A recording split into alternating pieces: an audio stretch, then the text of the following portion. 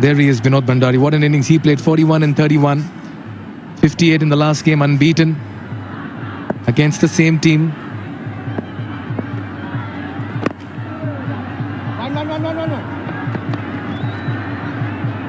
Kind of plays on your mind, doesn't it? You know you've lost to this side twice before. One of them was a big loss, 51 all out with the bat. And surely they're thinking we have to back ourselves today, but it's not been a start that you can back yourself with. The bowling's gone all over the park. They're still going at 9 runs and over. And you feel maybe this is the point in time when they can just pull it back. As this one slapped through the offside. That momentum, they just now need to start to switch to the bold side. But that's if they do the right things and put the pressure on these two batters. Couple of days as well, Monali. They played their last league game. We'll take a look at this. Sliced. It was in the air, but wide of the fielder at backward point. On the trophy, he's got a big innings to play here and work to do with the ball. And when he captains and fields in the second innings, he joins Brandon McMullen.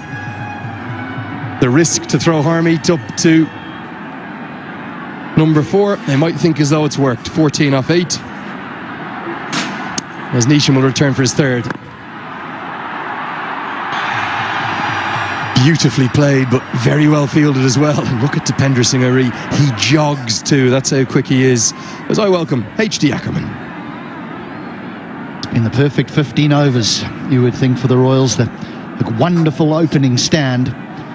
And yet the risk, which some may frown at, me being one of them, when Harmeet Singh walked to the wicket, but he did his job. He came in and had to get on with things or get out. He did. Now the two big men are at the crease.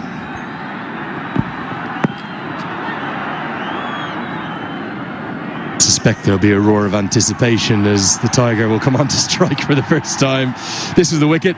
Well bowled, Mohammed Mohsin, hidden away a long way outside the off stump, outside the hitting arc, and an excellent catch from a young man who has a big future. I promise you that, Hilton. Hemant Dami, we barely got to see him this tournament, but he's a fine fast bowler.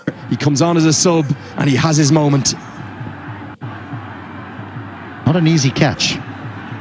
Now, clever from Mohsin. The old googly away from the left-hander. Fast hands will allow Irie to get off the mark with a couple. He just forces the fumble, forces the error. He wants a third, but McMullen has ended up on his backside. You cannot take your eyes off the entire playing oval when he's out there. Well, from a fielding perspective, the first job is to get to the ball as quickly as possible. The next job is to get it clean in the hands. But while he's running between the wickets, the outfielder often just looks up a little bit and then up. And the fumble is more than enough for him to get through for 2.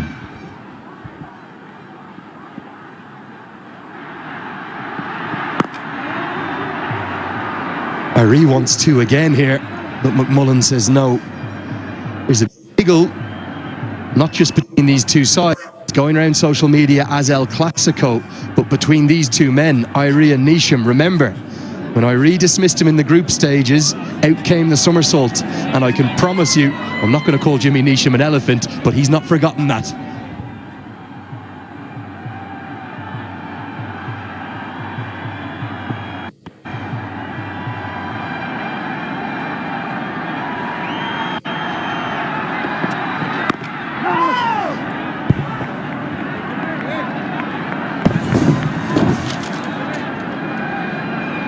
Well, as we heard from Paris Kadkar, thanks to all our sponsors, including Ultraviolet. That's the F77, imagined at the intersection of design and technology.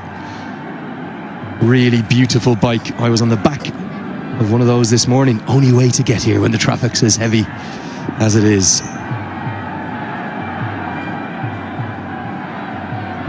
Just wonder what might happen if Neesham somehow got Dipendra out here. Bowled him.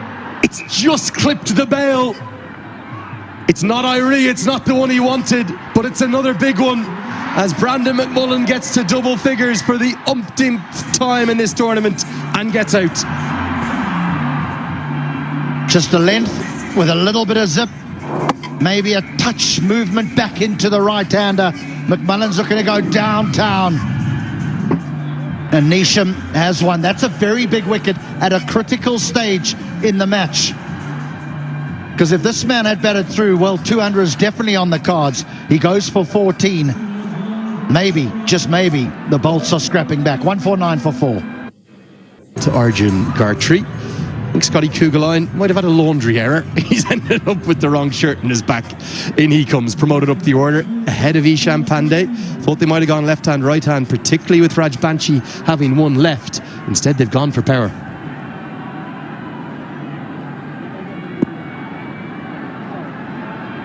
Because it's two right-handers, Rajbanshi will now be called upon to bowl his fourth and final.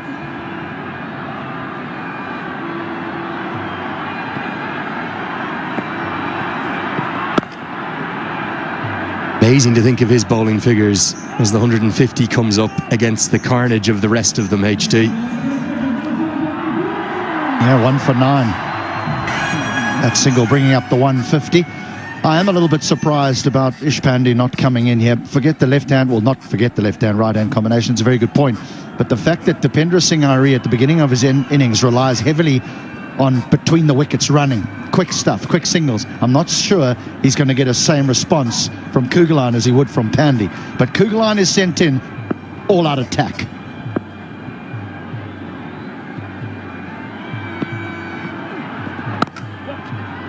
He gets off the mark immediately. This was a good piece of bowling, wasn't it, from Jimmy Nish in the final ball of the previous over. Just the one bail it kissed. Yeah, hard length. Hard length. Sometimes the old test length is still the best. Not all the time, though, because you could disappear over mid-wicket. But on that occasion, perfect.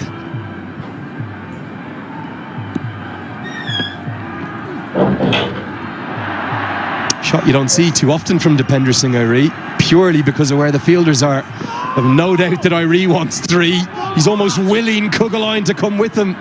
And he does just about get there. Sharmala holds his arm after the throw.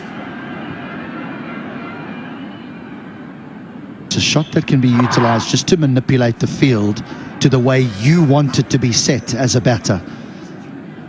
So you play the little lap. Now what inevitably happens is they can bring the deep square leg finer, or they move someone across from the offside into that position at short 45, and it just opens up another scoring area for you.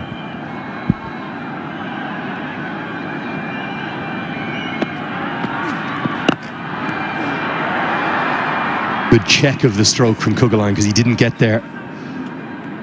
Yeah, I spoke to Scott Kugelheim about one of the more controversial aspects or incidents that we've seen in the tournament when Ishan Pandey was retired, and he actually said he felt really bad about it. And then he watched back the coverage and he said, I know you and HD were spraying me to the heavens and I deserved it because I don't know whether it was the right thing to do. They asked me to go in and have a wind, and then I just couldn't get a hold of one. Ended up, I think, with 3 or 4 or something like that. And that was Ishan Pandey being retired out. Well, I'd certainly never blame Scott Kugelheim for going in. He didn't grab the coach by the scruff of the neck and say, send me in. Right, when he came down the wicket the last time to Rajbanshi, I actually think he just cramped himself a little bit for room. He wants a little bit of freedom to be able to swing those arms through the ball. This is a big delivery here.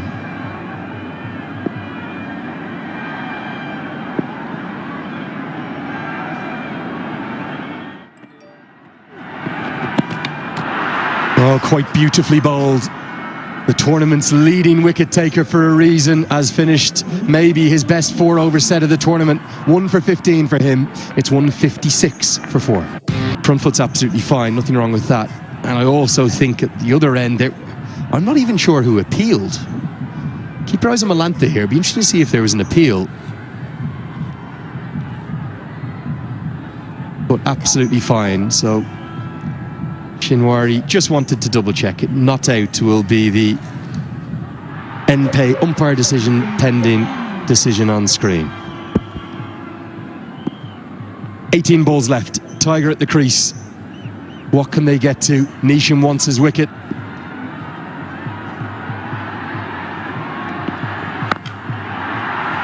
hammered away. But protection out there, well placed deep backward point. It is quite difficult now, isn't it, for the square leg umpire, because they don't stand in line with that popping crease anymore because of the run-out camera. Years and years ago, they used to stand directly in line, and they would have to make that decision. Now they've almost got to get out of the path. So when there is an appeal, you can almost understand them going upstairs. Yeah, that's to avoid blocking off our cameras to give the best possible chance of the correct decision. There's Rashid Riaz, definitely a couple of yards behind square, isn't he? I just didn't see an appeal. That's why I was surprised they went up to the third umpire. You need an appeal, remember? Into the slot, one Kiwi to the other. Kuggelein gets a good piece of it, but you'll feel as though he's missed out there. He's going to think, come on, Scott, you need a boundary here, otherwise this fella's going to run you ragged. When we were looking at that replay of them running the 3, that was Dipendra Singh, not even in second gear. He was trotting. Kuggelein was all out to sprint back for 3. Little bit of a tortoise and hare situation out there, the two batters. The Royals are still on top here, but the Bolts are just gradually clawing their way back into this contest. It does look a good surface. It does. And what you don't want to do, and Kugelein's very aware of that, especially after the conversation he's had with Hugh, is that he doesn't want to just swing and miss. He still wants to be scoring. Sometimes that can happen when you elevate a big hitter up the order, is they can spend their innings swinging and missing. And it can cost the side. He can strike him though, can Kuggelein. Goes straight down the ground, a little unorthodox because he has to extend almost out of his shape, but he gets a good piece of it. Mid-off's up in the circle, 1 bounce 4. It is the adjustment to the stroke that makes it such a good one, because it's pace taken off and he has to just wait ever so slightly, and the opening of the face at point of contact is critical to the end result. Every batter there, their natural instinct will be to bring the bottom hand through to close the face and often lose their shape. Somehow it was a touch unorthodox. He got it straight enough to get 4. This time the bottom hand does come through. It splits the gap. It's 4 more. Nisham cannot quite believe what his Kiwi colleagues done to him. 2 big balls there, 2 big boundaries. And even 12 of 7 would suggest that the risk to elevate Kuggelein up the order has been a success, because at this stage of an innings, when you're striking it at 171, you're doing your job.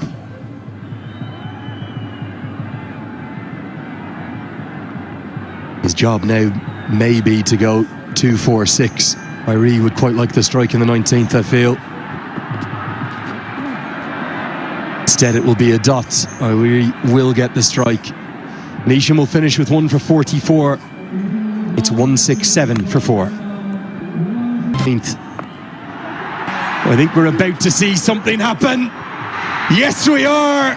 It's the big one. The Tiger falls to one of the bowlers of the tournament. Certainly the one who stood out the most with his wrist spin. It's Mohammad Mohsin. Just didn't get it fine enough. Uses those wrists so beautifully, does Dipendra Singh, but unfortunately this time he picks out the man at deep square leg. It is that subfielder dummy once more who takes the catch in the deep. He's enjoying his day out. The captain goes for 9, 167 for 5.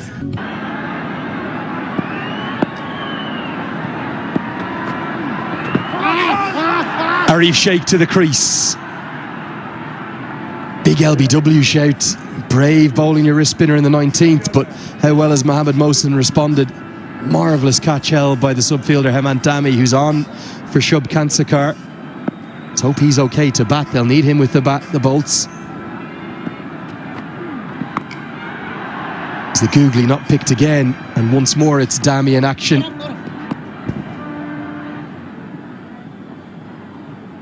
But such a good tournament, Mohammed Mohsin.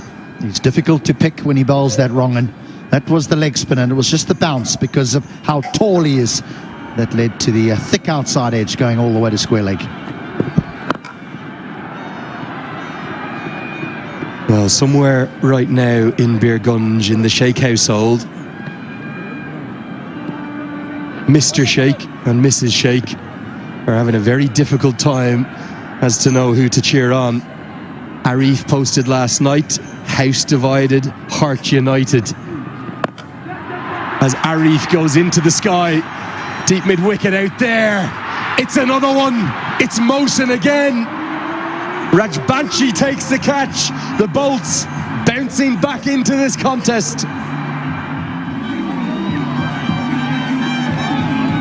Innings just starting to falter. Just starting to falter. Not easy to walk in and be expected to hit the ball out the ground from the word go. But Arif perishes in the cause, looking for quick runs. 169 for 6. Rishan Pandey, the young left-hander, has had a fine tournament. I know he's impressed many, the way in which he's played. May naturally be a little bit more suited to the ODI game, but he certainly has played his role for the Royals, who've had such a brilliant campaign. I just question the decision to send not just Arif Sheikh but also Scott Kugelheim in ahead of him, particularly when Rajbanshi and Mohsin had overs left. This goes over the offside, another fielder there, but Nisham, I think he's misjudged it completely. It could have been 2 and 2 to close out the over. Instead, it's a boundary for Pandey. It's 173 for 6.